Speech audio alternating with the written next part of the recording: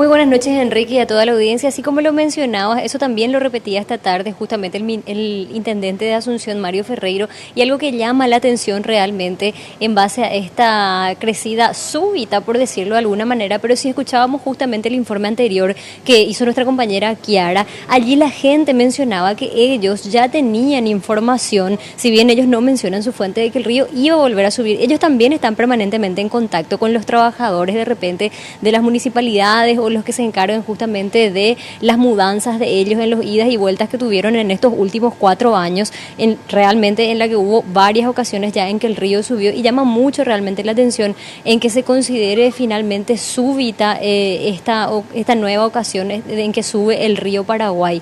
Pero esta tarde se reunieron el intendente con el ministro de la Secretaría de Emergencia Nacional, básicamente para tratar temas completamente operativos, de dar respuesta a las urgencias que surgen en el marco de esta salida que tiene que hacer la gente corriendo básicamente de sus casas, porque el río subió demasiado en muy poco tiempo. Entonces nos dieron también las cifras actualizadas, estamos ya casi cerca de 3.000 familias afectadas solamente en las zonas ribereñas de Asunción, y comentaba un poco el intendente que en ese sentido, en que esta crecida es súbita, de repente es difícil encontrar rápidamente lugares donde refugiarlos que no sean en espacio público, y nuevamente pedía paciencia de parte de la ciudadanía. Escuchemos lo que decían ambas autoridades esta tarde.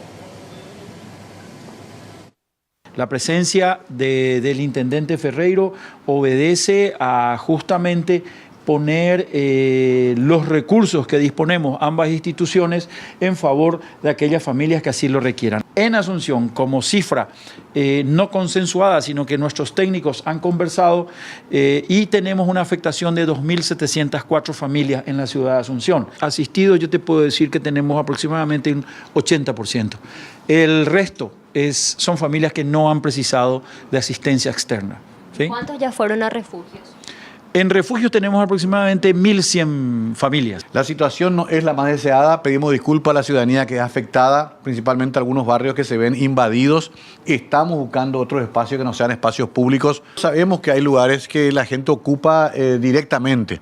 El caso de la avenida 21 es un caso preocupante, pero muy difícil de contener, porque una subida que se produce en horas cuando el agua también sube abruptamente. Hay algo que siempre decimos y que a veces no se comprende muy bien. Acá lo que se privilegia siempre es la urgencia de precautelar la vida de las personas. Acá estamos hablando de seres humanos.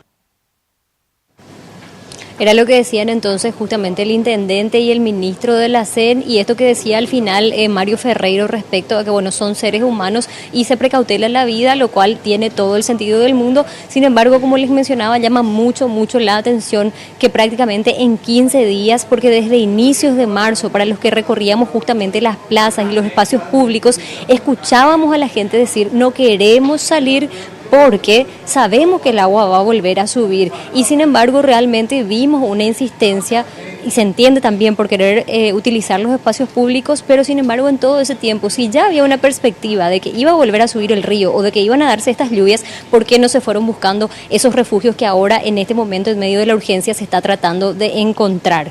Por un lado entonces la actualización de esas cifras que ya son casi 3.000 familias, seguramente en los próximos días esto va a ir aumentando indefectiblemente por la cantidad de lluvia caída, y después también hablamos un poco con el intendente sobre las soluciones a largo plazo que se prevén para estas personas que en los últimos 4 años han salido por lo menos en 4 ocasiones por la crecida del río Paraguay.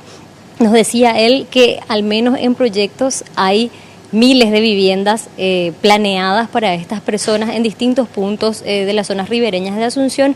Sin embargo, todavía no hay nada concreto. Él hablaba de una muy buena voluntad del gobierno nacional, pero ninguna obra iniciada por ahora. Escuchemos lo que decía.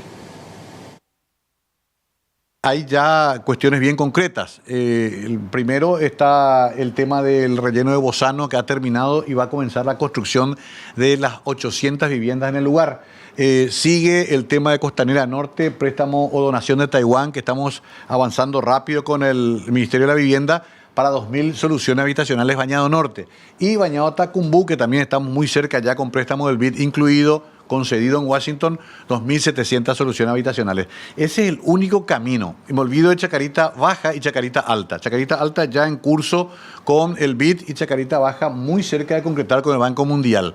En cada caso hablamos siempre de por lo menos, más o menos, 800, 1.000, 1.200 viviendas. Confío mucho en la palabra del señor presidente y en la voluntad del equipo del señor Mariano Benítez, porque veo a un gabinete decidido a avanzar en la franja costera. Era lo que decía el intendente de Asunción y ustedes escuchaban que él citaba al menos 3 proyectos en donde realmente se habla de proyectos que incluyen entre 800 y más de 1.000 viviendas sociales para los pobladores de las zonas ribereñas.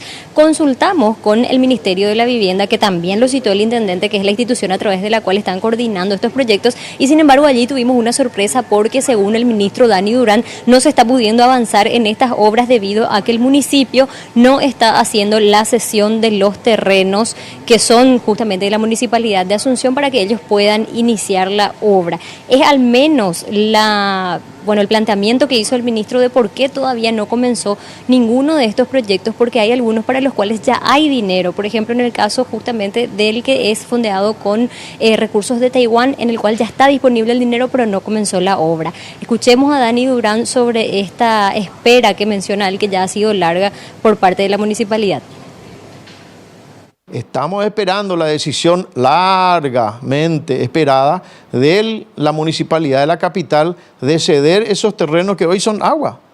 Hoy son agua, tienen un valor ese terreno, tenemos que recapacitar en eso y ponerlo a disposición rápidamente para que nosotros hagamos una inversión tanto en Costanera Sur, en donde ya hay un refulado, que es en la zona de Bozano, como en el proyecto que tenemos pensado para Costanera Norte, que hoy día están bajo agua estas personas, de aproximadamente 130 millones de dólares.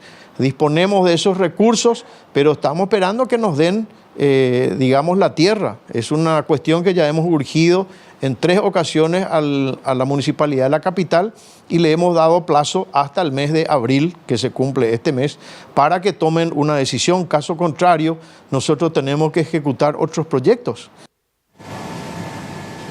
Y acá aparentemente lo que hay es una cuestión política también de por medio o de visiones respecto a cómo se tienen que desarrollar estos proyectos, porque en algún momento de la entrevista el ministro del Ministerio de la Vivienda y Hábitat nos decía justamente que no hay ningún motivo para pensar que el ministerio pretende hacerse de los terrenos de la municipalidad con fines especulativos, es decir, con la posibilidad de que una parte sea destinada a viviendas sociales y otra a otros tipos de proyectos que quizás el gobierno pretenda encarar. Al menos eso es lo que pudimos deducir de lo que nos decía, y decía también él, hay que medir muy bien las consecuencias de no responder a tiempo a este llamado. Así que vamos a ver, mientras la gente está, recibiendo el agua en sus casas y saliendo corriendo justamente a ubicarse en espacios públicos, la situación política es esta y no permite que avancen los proyectos concretos.